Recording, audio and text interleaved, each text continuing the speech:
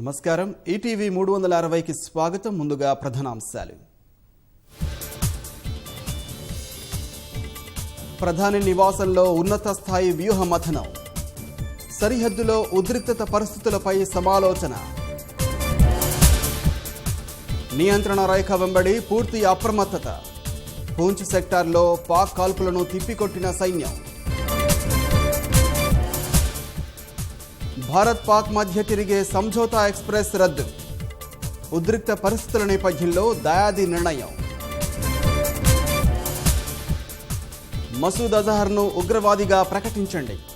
భద్రతా మండలిలో US, UK, France ప్రతిపాదన. యుద్ధ మేఘాలపై అంతర్జాతీయ సమాజం ఆందోళన. సంయమనం పాటించాలని ఇరు దేశాలకు విజ్ఞప్తి.